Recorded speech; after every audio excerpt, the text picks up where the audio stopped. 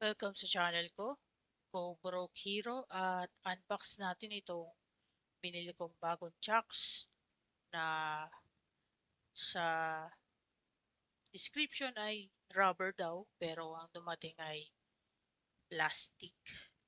So unbox natin to. Ayan, nabuksan na naman.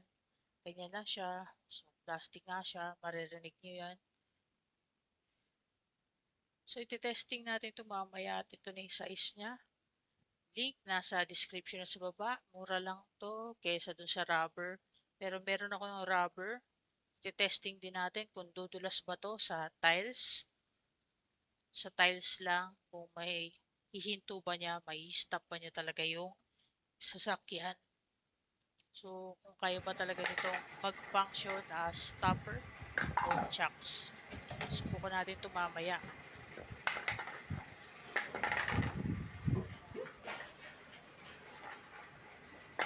Plastic. Ayan, plastic siya. Narinig nyo naman. Wala siyang pagkaporsyento ng goma at napaka-talbog niya at ang dulas-dulas niya. Pero titignan pa rin natin kung kaya ba niyang pahintuin yung sasakyan. Kotse. Ito yung isa kong binili na goma. So maganda tong klase na to. Link nandyan din sa description. May video din ako nito. Ayan. Kita nyo naman hindi siya dumulas. Goma siya, mas malaki siya. Yung handle niya ay stainless, parang stainless pero hindi pa ako sigurado. Nakita nyo naman, nahinto niya talaga yung sasakyan kahit na medyo pa-incline kasi to eh. Paatras, pataas yan.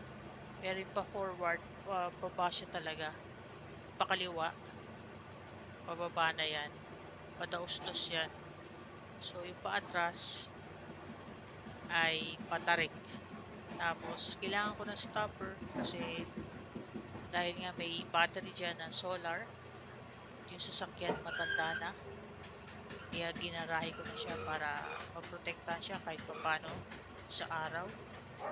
Pero kung may mga ganito kayo, mga sensitive na bagay na baka madisgrasya, pwede kayo bumili nito.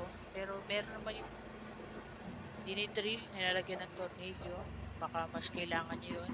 Pero ito kasi, itong gulong na to na nakikita nyo sa harapan, sa kaliwang side, meron ditong clean out yung pinapasukan ng hose pang septic tank para mahigop yung itong Poso Negro, yung septic tank para malinisan.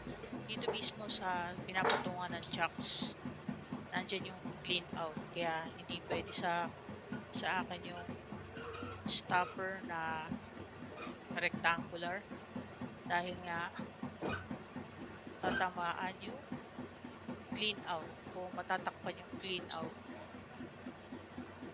Kaya yun, hindi ako bumili nun. Ito na binili ko, removable. Sakaling yung clean out nga kailangan galawin. Pero yan naman, okay naman siya. Nahihinto naman niya yung sasakyan. At sulit naman palagay ko.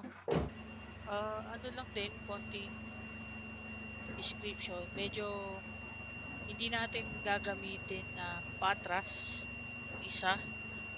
Gagamitin natin siya dun sa padaustos.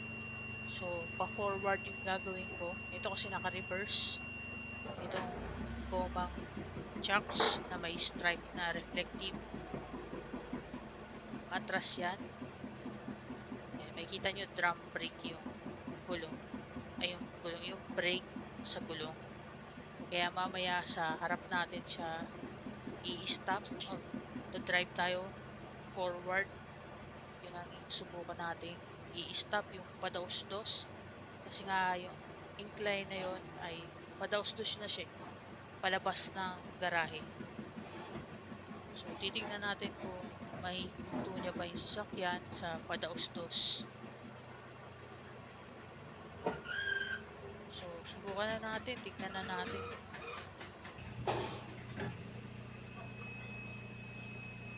Siya nadulas. Kahit na tiles kasi nga ito. Disclaimer lang, naka-drive kasi to, automatic. So hindi ko na siya ginagasan. Hindi katulad sa reverse na pagpaahon, papasok dito, kailangan kong gasan kasi matarik nga yung galing sa gutter, sa kalsada, gutter. Medyo matarik talaga yun. Compare dito sa ginawa ko tong padaos-dos o palabas. Pero gagawa naman ako ng video na paatras. Luma na nga tong sasakyan kasi luma na siya talaga. Classic na to. Model niya ay 20 years na. At exposed siya sa weather. At ngayon, binalik ko na siya dito after 8 years. Dati kasi ano siya, sheltered na dati. Nasa bubong lagi. Pero hindi na siya yung naging baby. Nasa ano na siya, exposed na siya lagi sa weather. Pero ngayon siya na uli yung baby. Kaya siya na yung dyan. Kaya lang, wala na nga tayong tiwala sa kanya. Kasi may edad na talaga siya. At hindi nga siya na baby na ng 8 years. Pero dati, alagang-alaga siya. Okay naman to, chucks na to. Mura lang to, nasa lingko. Then sa baba, nasa 100 plus lang to. Isang piraso. Hindi lang siya pair pag binili. Pero meron namang mga package na pair.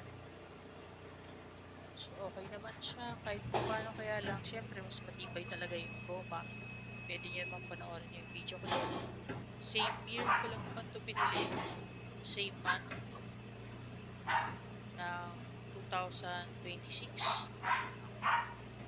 Ngayon 2026, itong video na to, tignan natin kung tatagal ba, lalo na itong nasa harapan. Kasi mas exposed to sa araw kaysa doon sa likod. Tapos rubber pa yung nasa bandang likod. Pero gagawin ko rin ng video na ito yung ilalagay ko sa patras kung may stop pa niya yung naka-apak sa gas, sa accelerator habang paatras. So may chuck sa harap, meron din chuck sa likod. So ginagawa ko pagka paparada o dumikit na sa likod, naka-preno pa rin ako, naka-reverse pa din bago ko palagay yung chuck sa harap. Tapos pag nalagay na yung chuck sa harap, doon ko na binibitawan yung preno. Saka yung nilalagay ko na sa park. Handbrake, hindi ko na hina-handbrake dahil naka-chuck sa parang pahinga na ng preno sa pressure. Pero di ko lang alam kung mas safe yun o mas maganda yun sa health ng sasakyan, walang pressure, hindi nakataas yung handbrake. Kasi naka-park naman, automatic, naka-gear naman kasi siya, hindi siya katulad sa EV. Traditional pa rin yung ano nito, automatic gears. So, pero hanggang dito na lang siguro to. Like, comment, share, subscribe na lang. Bye-bye.